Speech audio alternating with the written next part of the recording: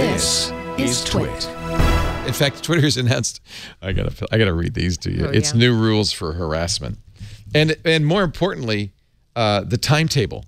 Yeah, that's the show notes on this were great. In one So week, they're gonna next week. They're gonna end revenge porn and hate speech. It's gonna take us a couple of weeks. What? Wow. So I don't know exactly. It works like that. Yeah. well, you just wave the wand at it. Yeah, you just click off. Oh, I wish I could find. Is this in the show notes, Karsten? You found it very quickly. Yes. There it is. Here are Twitter's in the new timeline. Here it is from Ars Technica. I just have to read you some of these because this feels like or I don't know.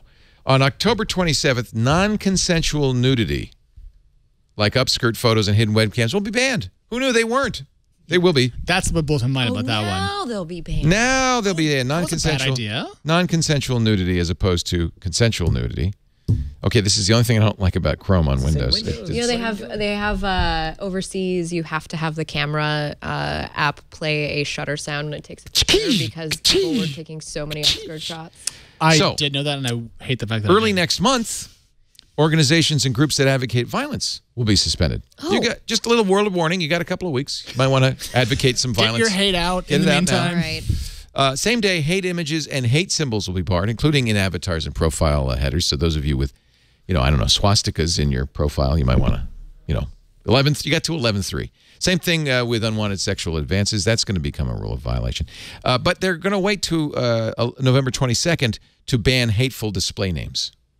Just until the 22nd. Well, I think they want to. Everybody's going to do it for Halloween, and then after Halloween, then you. Oh, Leo. What don't you do? Do you do a Halloween name?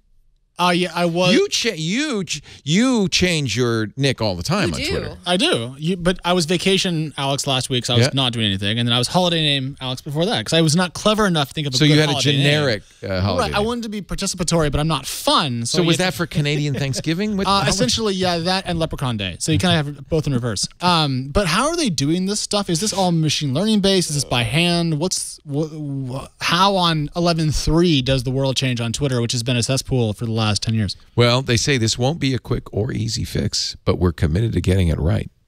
That says nothing. Yeah. One more, just so you know. Right before Christmas, content that glorifies or condones acts of violence that result in death or serious physical harm will be banned.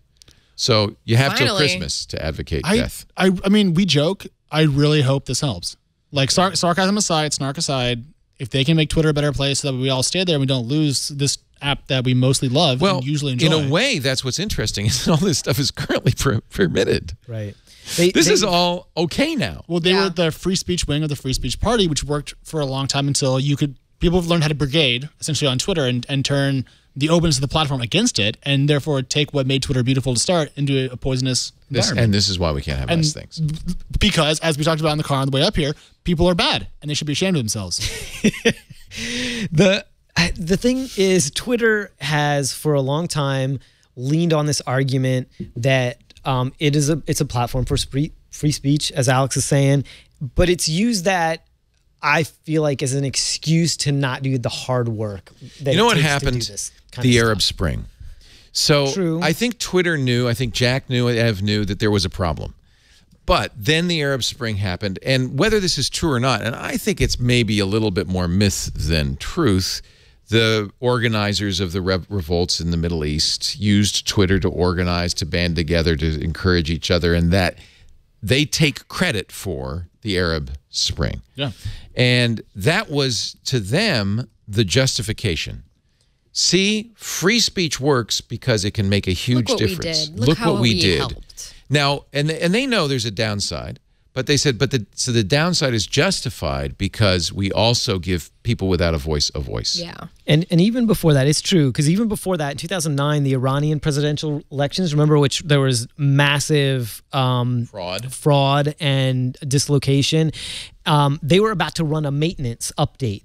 And the U.S. government came to them and said, please don't do that. Put it off for a day or two. There's it's too important. There's stuff going on. So and these activists, this is the only way they have to connect to each other. They're swelling, right? And We're so that's really why they, helping humanity. Well, they actually were. And they were. And then It's it was legitimate. used for evil. And then it was used for Well- evil. So you know what? I'm really glad I don't have to solve that mix.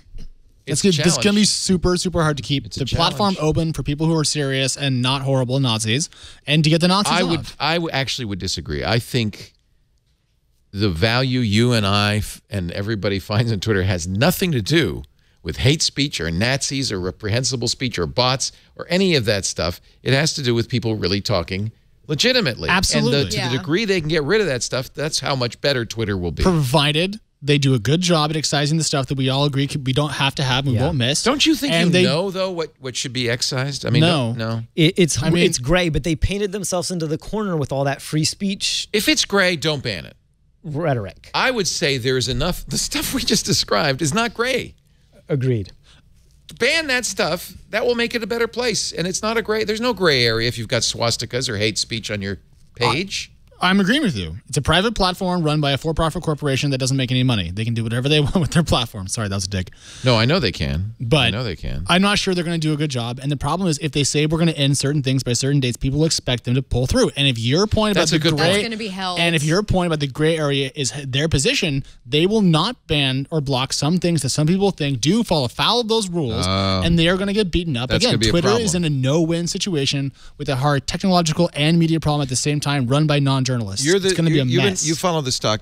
Didn't it go up when Jack made these announcements? Did that not? That was last week. Yeah. I was eating pastries in New Orleans, not online. vacay. I was on Good for vacay you, last Alex. week. He was in beignet shock. I was more a lot of like tarts. They were fantastic, but yeah.